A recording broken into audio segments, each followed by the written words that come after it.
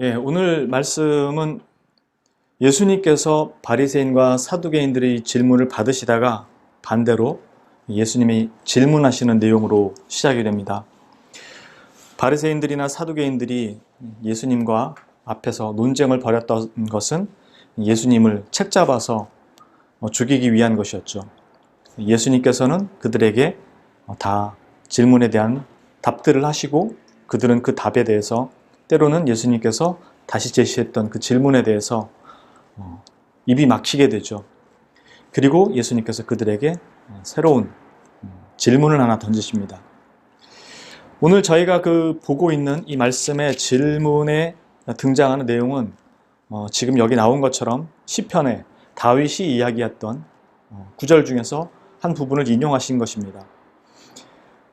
오늘 저희가 보는 이 누가복음에서는 시편에 다윗이 친히 말하였을 때라고 이제 말씀을 하시면서 이야기가 되고 있는데요. 이 이야기에 대한 그 구절을 인용하는 부분이 이제 마태와 마가에도 나오는데 마태복음이 조금 더 이 부분에 대해서는 잘 다루고 있기 때문에 마태복음 22장 41절을 참고로 해서 보도록 하겠습니다. 마태복음 22장 41절부터 한번 보도록 하겠습니다. 39페이지입니다. 마태복음 22장 41절부터 제가 읽도록 하겠습니다. 바리새인들이 모였을 때 예수께서 그들에게 물으시되 너희는 그리스도에 대하여 어떻게 생각하느냐? 누구의 자손이냐? 대답하되 다윗의 자손이니이다. 이르시되 그러면 다윗이 성령에 감동되어 어찌 그리스도를 주라 칭하여 말하되 주께서 내 주께 이르시되 내가 네 원수를 네 발 아래에 둘 때까지 내 우편에 앉아 있으라 하셨도다 하였느냐? 다윗이 그리스도를 주라 칭하였은즉 어찌 그의 자손이 되겠느냐 하시니 한마디도 능히 대답하는 자가 없고 그날부터 감히 그에게 묻는 자도 없더라.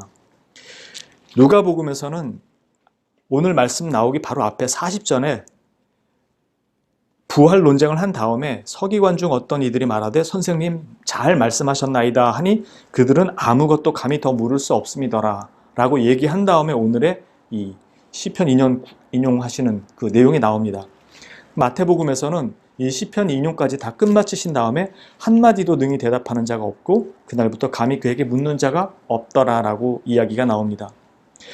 마태복음의 경우에는 예수님께서 말씀하신 것보다 그들과 대화하는 내용이 나오는데 내용의 시작은 그렇습니다. 바리새인들이 모였을 때 누가복음은 그들에게 이렇게 되지만 마태복음에서는 바리새인이라고 얘기하고요. 또 다른 곳에서는 서기관이라고 얘기도 합니다. 결국 서기관들이 바리새파에 있기 때문에 같은 사람들을 이야기하는 것인데 바리새인이라는 대상을 향해서 예수께서 그들에게 물으시기를 너희는 그리스도에 대하여 어떻게 생각하느냐라고 먼저 질문을 던지세요. 즉 너희는 그리스도를 어떻게 이해하고 있느냐, 어떻게 생각하느냐라고 질문을 던지신 다음에 누구의 자손이냐 이렇게 물으십니다. 그러자 그들이 다 알고 있는 대로 다윗의 자손입니다 이렇게 대답을 합니다. 그러자 예수님께서 그렇다면 다윗이 성령에 감동되어 어찌 그리스도를 주라 칭하여 말하되 라고 하면서 시편 110편의 1절에 나와 있는 말씀을 인용을 하십니다. 누가복음은 시편에 기록되었을 때 이렇게 얘기하고 마태는 다윗이 성령에 감동되어 이렇게 말하죠. 즉 다윗이 시편에 기록하고 있는 것은 성령께로부터 감동되어서 기록한 자기 입으로 한 이야기일지라도 그것은 성령께로부터 감동받아서 기록한 하나님의 말씀인 것을 마태와 누가 모두 우리에게 가르쳐주고 증언하고 있습니다. 여기에서 주께서 내 주께 이르시되 이렇게 말하는데 이 내용을 조금 더 우리가 이해하기 위해서 여기서 보면 주께서 내 주께 이르시되 내가 네 원수를 네 발 아래에 둘 때까지 내 우편에 앉아 있으라 하셨도다 이렇게 말한 것처럼 되어 있어서 이 주가 어떤 주에게 말씀하시는가라고 생각할 수가 있어요. 그래서 원래 인용된 시편 110편 1절로 한번 보도록 하겠습니다. 구약성경 886페이지입니다. 구약성경 886페이지에 시편 110편입니다. 시편 110편 한번 읽도록 하겠습니다. 여호와께서 내 주에게 말씀하시기를 내가 네 원수들로 네 발판이 되게 하기까지 너는 내 오른쪽에 앉아 있으라 하셨도다. 이 말씀을 인용하신 겁니다. 전체를 다 한번 읽어볼게요. 먼저 여호와께서 내 주에게 말씀하시기를 내가 네 원수들로 네 발판이 되게 하기까지 너는 내 오른쪽에 앉아 있으라 하셨도다. 여호와께서 시온에서부터 주의 권능의 귤을 내보내시리니 주는 원수들 중에서 다스리소서. 주의 권능의 날에 주의 백성이 거룩한 옷을 입고 즐거이 헌신하니 새벽 이슬 같은 주의 청년들이 죽게 나오는도다. 여호와는 맹세하고 변하지 아니하시리라 이르시기를 너는 멜기세덱의 서열을 따라 영원한 제사장이라 하셨도다. 주의 오른쪽에 계신 주께서 그의 노하시는 날에 왕들을 쳐서 깨뜨리실 것이라. 문 나라를 심판하여 시체로 가득하게 하시고 여러 나라의 머리를 쳐서 깨뜨리시며 길가에 시냇물을 마심으로 그의 머리를 드시리로다. 이 다윗의 성경 구절을 다윗의 고백을 지금 예수님께서 인용해서 하신 말씀입니다. 신약 성경에서는 주께서 내 주께 이렇게 얘기했는데 지금 여기 보는 것처럼 시편 110편에서는 여호와께서 내 주께 지금 이렇게 얘기하고 있는 것입니다.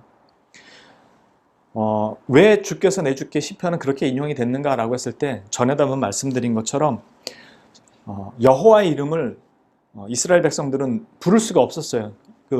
그것은 불경하다고, 그래서 하나님의 이름을 함부로 입에 올릴 수 없었기 때문에 성경에 기록하기는 여호와, 야훼 뭐 이런 이름으로 기록이 되어 있지만 읽을 때는 나의 주님이란 뜻의 아도나이라는 것으로 발음해서 읽었습니다.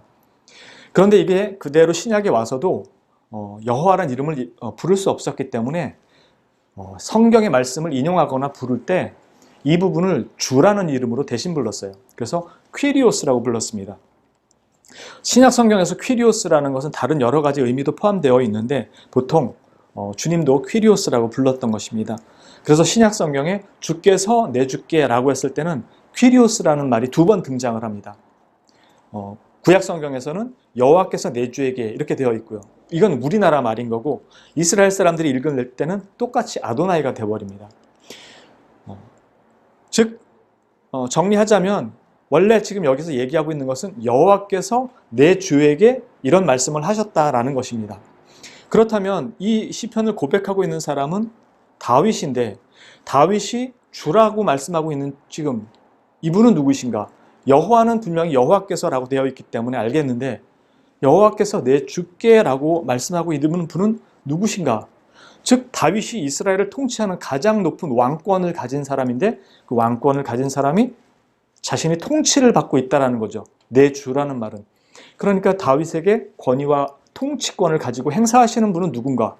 다윗이 주라고 말하는 분은 누구인가? 그리고 다윗이 나의 아도나이, 나의 주님이라고 얘기하고 있는 이분은 누구일까? 그리고 여호와께서는 그분에게 말씀을 하고 계시다 라고 했을 때 이분은 누구인가? 결국 이분은 여호와께서 나의 주에게 라고 했을 때 이 나의 주라는 분은 여호와와 동일한 분이 아닌 거죠, 지금. 그러니까 이 모든 것을 결론적으로 봤을 때 다윗의 주권자가 되시고 여호와와는 같지 않은 그분은 곧 성경, 구약 성경 전체가 가리키고 있는 바로 메시아를 얘기하고 있다는 것을 이 시편을 통해서 우리가 볼 수 있습니다. 그래서 다윗이 나의 주라고 지금 얘기하고 있는 거죠. 그러다 보니 이 누가복음에서, 마태복음에서 나오는 것처럼 다윗의 신앙 고백을 예수님께서 가지고 오셔서 바리새인들에게 질문했을 때 바리새인들이 한마디도 반박할 수 없었던 것은 바리새인들도 다 알고 있는 내용이었기 때문입니다. 그래서 그들도 메시아라고 믿고 있었기 때문에, 알고 있었기 때문에 반박을 할 수가 없었던 것입니다. 계속해서 우리 요 110편을 잠깐 좀 더 볼게요. 2절에 여호와께서 시온에서부터, 시온은 예루살렘을 말씀합니다. 여호와께서 시온에서부터 주의 권능의 귤을 내보내시리니, 이제 통치권을 말합니다. 주는 원수들 중에서 다스리소서. 즉 지금 다윗이 얘기하는 거예요. 여호와께서 시온에서부터 주의 권능의 귤을 내보내시리니 주는 원수들 중에서 다스리소서. 통치권을 가지고 다스리소서 이렇게 얘기하는 거죠. 주의 권능의 날에 주의 백성이 거룩한 옷을 입고 즐거이 헌신하니 새벽 이슬 같은 주의 청년들이 죽게 나오는도다. 앞에 2절은 왕권을 얘기하고 있어요. 통치권을 가진 분. 그리고 3절은 모두가 그분을 경배하고 그분께 나와서 머리 숙일 것이라고 얘기합니다.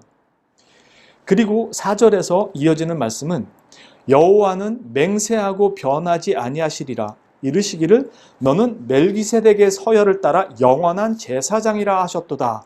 그러니까 지금 이 왕은 왕권뿐만이 아니라 제사장권을 같이 갖고 있는 거예요. 아시겠지만 이스라엘이 세워진 다음에 처음에는 모세가 이스라엘을 다스리면서 왕이라는 개념은 없었지만 통치권과 그 제사장권 같은 모든 권한을 함께 가지고 있었죠.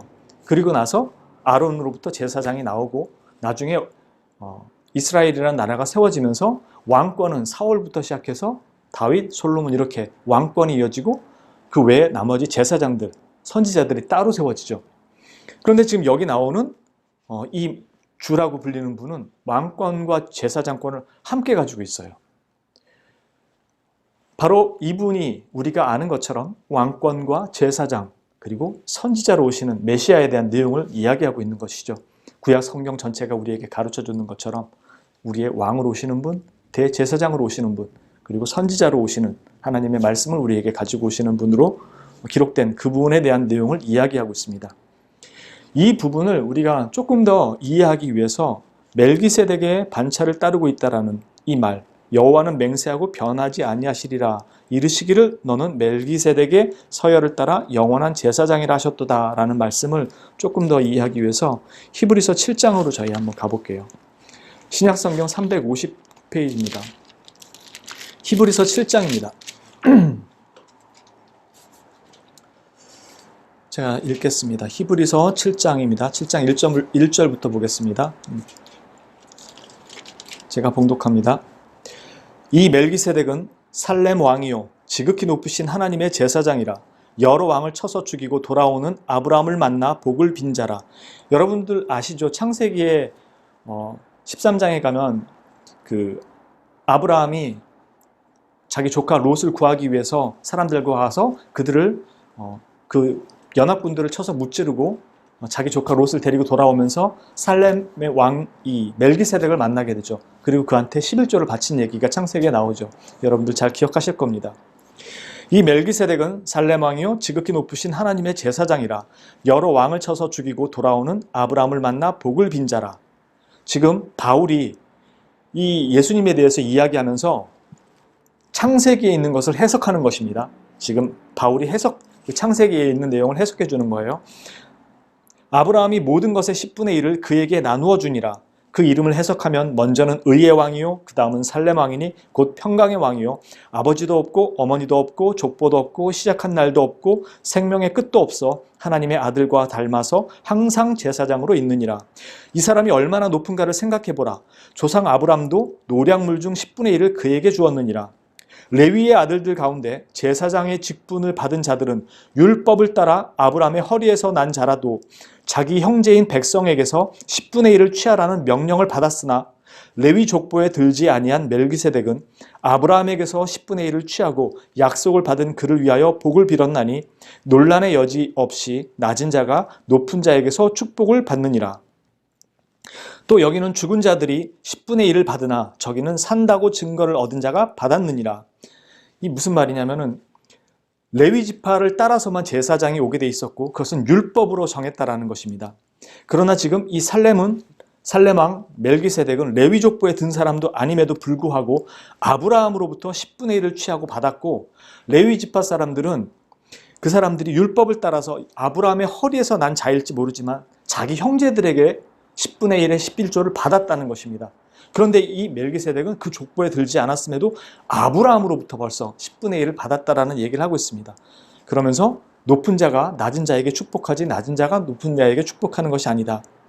그리고 여기서는 죽은 자들이 10분의 1을 받았으나 즉 레위 지파 사람들은 다 레위 지파를 통해서 제사장이 되긴 했지만 다 죽었다. 죽은 자들이 10분의 1을 받았지만 저기 산다고라고 말하는 사람은 멜기세덱을 말합니다. 멜기세덱은 저기는 산다고 증거를 얻은 자가 받았다고 얘기합니다. 즉 이 족보에 속하지도 않았음에도 레위 족보에 속하지 않았음에도 그는 이 11조를 받았다고 얘기합니다. 그래서 이 두 부류를 죽은 자들과 산자라고 이렇게 구분을 시켜줍니다. 계속 볼게요. 또한 10분의 1을 받는 레위도 아브라함으로 말미암아 10분의 1을 바쳤다고 할 수 있나니 이는 멜기세덱이 아브라함을 만날 때 레위는 이미 자기 조상의 허리에 있었습니다. 무슨 말이냐면 아브라함이 이삭을 낳고 이삭이 야곱을 낳고 야곱이 레위를 낳습니다. 12지파에 레위가 포함되죠.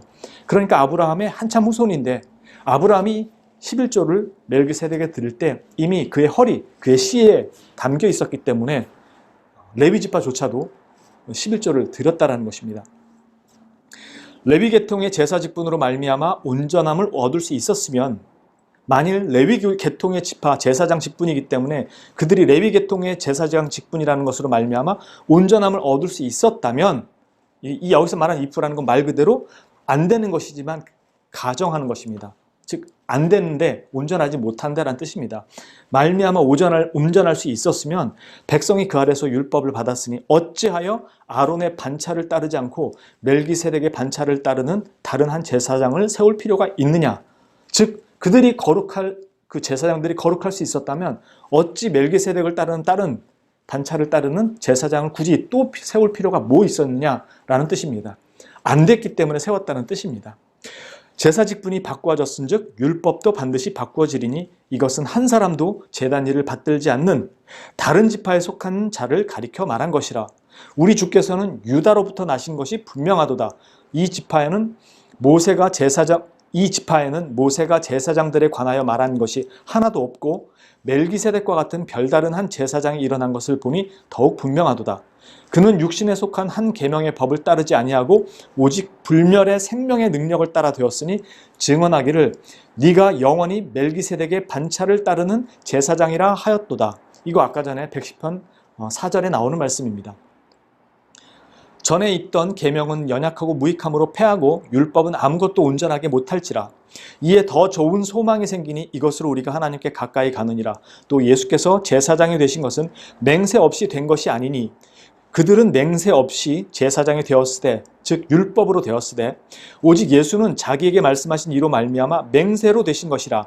시편의 인용 말씀을 인용합니다. 시편 110편 4절입니다. 주께서 맹세하시고 뉘우치지 아니하시리니 거기는 변함이 없으시리니라고 되어 있습니다. 네가 영원히 제사장이라 하셨도다. 즉 시편의 말씀을 지금 인용해서 와서 멜기세덱의 그 반차를 따른 것이 율법이 아닌 맹세로 된 것처럼 예수님도 율법이 아닌 맹세를 따라서 이렇게 되었다고 얘기하는 것입니다. 이와 같이 예수는 더 좋은 언약의 보증이 되셨느니라. 제사장 된 그들의 수요가 많은 것은 죽음으로 말미암아 항상 잊지 못함이로되 왜 사람은 계속 죽으니까요. 그래서 그 수요가 많을 수밖에 없었던 것이다. 계속 이어서야 하니까. 그러나 예수는 영원히 계심으로 그 제사장 직분도 갈리지 아니하느니라. 그러므로 자기를 힘입어 하나님께 나아가는 자들을 온전히 구원하실 수 있으니 이는 그가 항상 살아계셔서 그들을 위하여 간구하심이라. 이러한 대제사장은 우리에게 합당하니 거룩하고 악이 없고 더러움이 없고 죄인에게서 떠나 계시고 하늘보다 높이 되시니라. 그는 저 대제사장들이 먼저 자기 죄를 위하고 다음에 백성의 죄를 위하여 날마다 제사 드리는 것과 같이 할 필요가 없으니 이는 그가 단번에 자기를 드려 이루셨음이라. 율법은 약점을 가진 사람들을 제사장으로 세웠거니와 율법 후에 하신 맹세의 말씀은 영원히 온전하게 되신 아들을 세우셨느니라. 아멘. 지금 예수님께서 우리에게 하신 그 말씀, 서기관들에게 바리새인들에게 하셨던 말씀이 그거죠. 이 지금 다윗의 시편을 가지고 와서 하신 내용이 결국 그것입니다. 너희는 그리스도에 대해 어떻게 생각하느냐? 이 말은 너희는 그리스도가 누구라고 생각하느냐? 라는 말과 똑같은 의미인 거죠. 즉, 이 사람들이 서기관들이 생각하고 있었던 다윗의 후손은 그냥 혈통을 따라온 다윗의 후손 메시아로 생각한 것입니다. 그러니까 지금 여기에 시편에 기록되어 있는 말씀이나 이 시편을 해석하고 있는 히브리서 이 말이나 제가 히브리서를 바울이 해석하고 있다고 얘기했는데 히브리서 저자가 누군지는 명확하진 않지만 대체로 바울이라고 보는 견해가 많습니다.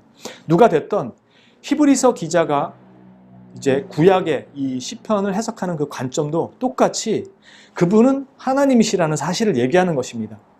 그런데 이 서기관들, 백성들의 지도자라고 하는 사람들은 예수님을 다윗의 후손으로 이해한다라고 했을 때 그 후손의 개념이 지금 시편 기자나 히브리서 기자가 이해하고 해석해주는 그 개념으로 알고 있지 못하다는 것이죠. 그래서 정치적 메시아, 그들을 깨트려 로마를 깨트리고 압제해서 그들을 구원해줄 정치적 메시아, 군사적 메시아로만 이해하고 있는 것입니다. 이 메시아가 누구냐라는 것은 성경 전체가 끊임없이 얘기하고 있습니다.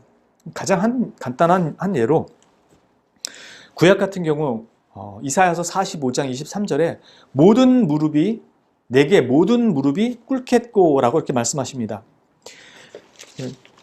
말씀 보는 김에 한번 볼까요?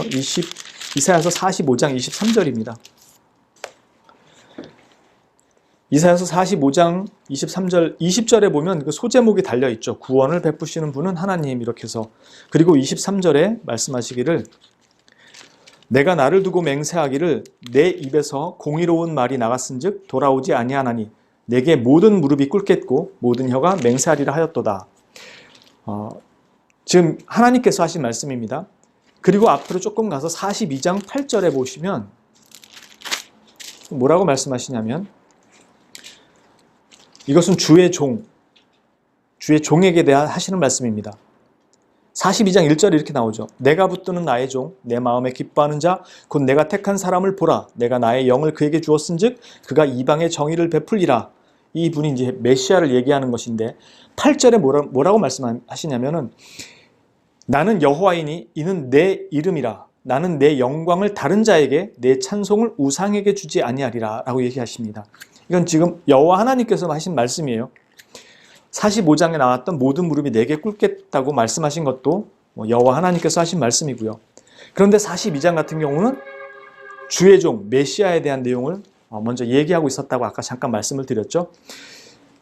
그리고 우리가 빌립보서 신약에도 한번 잠깐 가보겠습니다. 신약 2장 9절 한번 볼게요. 빌립보서 2장 9절입니다. 앞에는 여러분들 잘 아시는 마음이에요.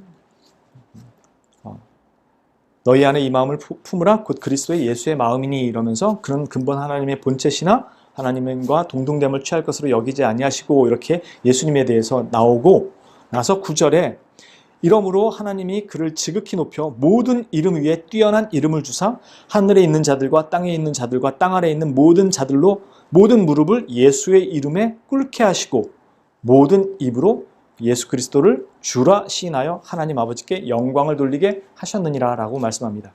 즉 모든 통치권이 예수님께 온다는 거죠. 무릎 꿇게 하셨다는 것입니다. 그리고 그 영광을 그렇게 됨으로 말미암아 하나님께 돌린다고 말씀합니다. 여기서 한 구절 저희가 더 볼게요. 요한복음 17장 1절부터 5절까지 말씀입니다. 177페이지입니다. 신약. 요한복음 17장 1절부터 5절입니다. 예수께서 이 말씀을 하시고 눈을 들어 하늘을 우러러 이르시되 아버지여 때가 이르렀사오니 아들을 영화롭게 하사 아들로 아버지를 영화롭게 하게 하옵소서. 아버지께서 아들에게 주신 모든 사람에게 영생을 주게 하시려고 만민을 다스리는 권세를 아들에게 주셨음이로소이다. 영생은 곧 유일하신 참 하나님과 그가 보내신 자 예수 그리스도를 아는 것이니이다. 아버지께서 내게 하라고 주신 일을 내가 이루어 아버지를 이 세상에서 영화롭게 하였사오니 아버지여 창세전에 내가 아버지와 함께 가졌던 영화로서 지금도 아버지와 함께 나를 영화롭게 하옵소서. 지금 보시는 것처럼 구약에서 모든 무릎이 내게 꿇겠고 내가 내 영광을 남에게 절대 주지 않겠다라고 하셨는데 신약에 있는 말씀들을 예수님의 이름으로 모든 무릎이 그분에게 꿇게 하시고 또 그로 말미암아 하나님이 영광을 받고 또한 예수님은 아버지께서 나에게 그 영광을 주셨다고 얘기하죠. 그러니까 모든 무릎이 하나님께 꿇었다고 얘기할 때 그 영광, 그 모든 무릎 꿇는 것은 또한 동시에 예수님께 무릎 꿇는 것이고 또한 아버지께 가는 영광이 아들에게 동일하게 가고 있다는 것입니다. 우리는 이미 교의학 배울 때 모든 그 영광이 아들과 아버지 모두에게 동일하게 있다는 것을 삼위일체 하나님에 대해서 우리가 배웠죠. 지금 여기 보시는 것처럼 예수님께서 이 선생이라고 하는 자들에게 이 시편 110편의 말씀을 인용하시면서 물으신 이유가 너희들도 다 아는 그 그리스도, 다윗의 후손으로 온다는 그리스도가 어찌해서 다윗의 후손으로 오는데 그리스도를 주라고 칭하느냐? 너희가 그 이유를 알고 있느냐? 너희는 그리스도를 어떻게 생각하느냐?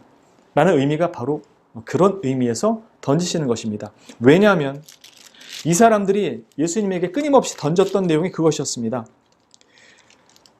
당신이 무슨 권위로 성전에서 사람들을 가르치고 성전을 다 청소하냐?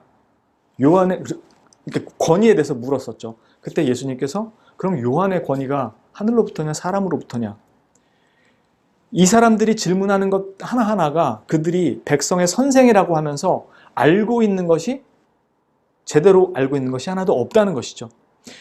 가이사에게 세를 바치는 문제도 하나님의 통치와 세상의 통치가 맞서 싸우거나 분리되어 있거나 각각의 영역을 따로 갖고 있는 것처럼 알고 이 사람들은 얘기를 하지만 실제로 예수님이 하신 얘기는 하나님의 통치권 밖에 있는 것이 없다는 것이었습니다. 이 가이사의 것을 바치고 하나님께 하나님 것을 바치라는 말씀은 따로따로가 아니라 하나님의 통치 아래 다 있는 것이지 분리되어 있는 것이 아니었다는 것입니다. 부활 논쟁도 부활이 무엇을 의미하는지 너희가 알고 있느냐라는 것이었고요. 그러니까 결국 여기 오늘 말씀 보는 것처럼 누가복음 20장 45절 이하에 보면 예수님께서 서기관들에게 그렇게 말씀하신 다음에 모든 백성이 들을 때 예수님께서 그 제자들에게, 자신의 제자들에게 이렇게 말씀하십니다. 긴 옷을 입고 다니는 것을 원하며 시장에서 문안받는 것과 회당의 높은 자리와 잔치의 윗자리를 좋아하는 서기관들을 삼가라. 그들은 과부의 가산을 삼키며 외식으로 길게 기도하니 그들이 더 엄중한 심판을 받으리라.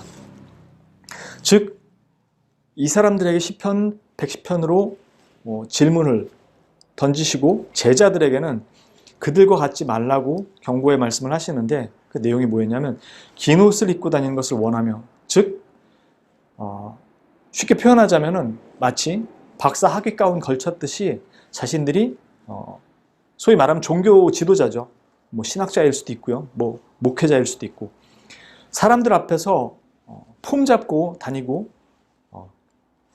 자신들이 남들과는 다른 사람인 것처럼 성경을 대단히 많이 아는 것처럼 그리고 그렇게 유사를 떨고 다니지만 사람들 앞에 그들이 나설 때는 자신들이 인정받고 자신들의 권위만, 사람들 위에 서 있는 그 권위만 받고 싶어서 긴 옷 입고 다니면서 시장에서 문안 인사받고 그들에게 대접받고 그런 것들을 원하고 회당에서는 항상 상석에 앉아서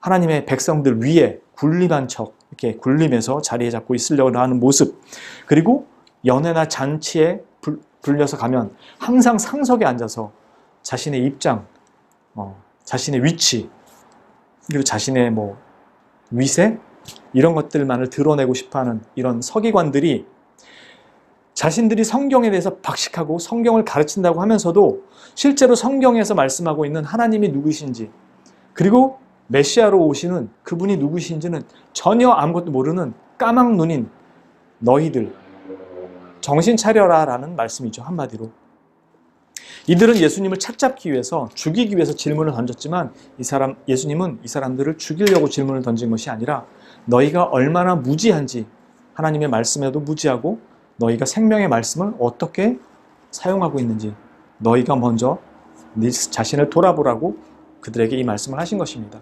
그러면서 제자들에게 너희는 결코 저들과 같이 마라. 저들은 과부의 가산을 삼킬 뿐이고 사람들 앞에 자신의 신앙을 보기 위해서 외식으로 길게 기도하는 자들에 불과하다. 이것은 오늘날 목회자들에게는 아주 새겨들여야 하는 말씀이고 조심해야 하는 말씀입니다. 요즘 많은 성도들이 잘못된 목회자들에 의해서 교회의 전통들에 의해서 많이 상처를 받고 실망을 많이 합니다.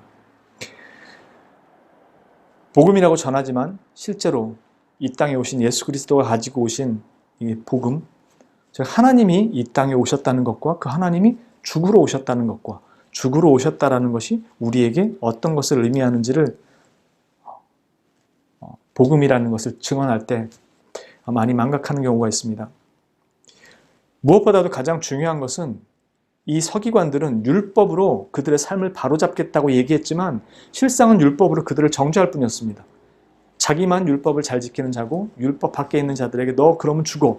자꾸 하나님의 말씀 안으로 들어오라고 말은 하지만 실제로 그 율법으로 그 사람을 살릴 수는 없었습니다. 그런데 예수님이 오셔서 하신 것은 율법 밖에 있는 사람들을 찾아가신 거였어요. 근데 율법은 하나님이 정하셨던 거였어요.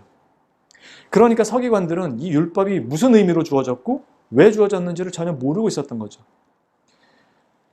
오늘날 우리에게 선포되는 이 복음이라는 것은 하나님의 은혜와 긍휼과 사랑을 얘기하는 것이지 너 그딴 식으로 살면은 천국 못 간다라는 얘기를 하고 있는 것이 아닙니다. 하나님께서 우리에게 베푸신 그 은혜의 복음이 우리를 결과적으로 어떻게 하셨는지를 지금 선포하고 있는 것입니다. 우리가 매번 설교 속에서 듣거나 성경 공부를 통해서 배우는 것처럼요. 목회자는 분명히 이 메시지를 분명히 전해야 한다는 건 당연하지만 성도들 역시도 복음을 가지고 다른 사람에게 말씀을 전한다거나 우리가 성경을 통해서 하나님을 보고 성경 말씀을 이해한다고 할 때 그분은 이 세상의 모든 통치권을 가지신 하나님이시고 그 통치권을 가진 하나님이 이 땅에 육체로 오셔서 자기가 만든 모든 피조물들에 의해 벗겨진 채 모든 수모를 다 감당하시고 죽으셨다는 거예요. 통치권이 있으신 분이. 즉 그분이 사용하신 통치권은 사람을 살리기 위한 것이었지 그들을 치거나 부시거나 정죄하는 도구로 사용하려고 오신 게 아니었다는 것입니다. 그러니까 우리가 가진 모든 주의 말씀과 지식은 사람을 살리고 회복시키시고 일으키고 그들을 주님 앞으로 인도하는 데 사용하는 것이지 네가 맞았냐 틀리냐를 판단하는 잣대로 사용하는 게 아니라는 것입니다. 그것을 사용할 때는 자신을 향해서 해야죠. 내가 과연 주의 말씀대로 살아가고 있는가? 그리고 자신을 향해서 사용할 때도 정죄의 칼날로 사용하면 잘못 사용하고 있는 것입니다.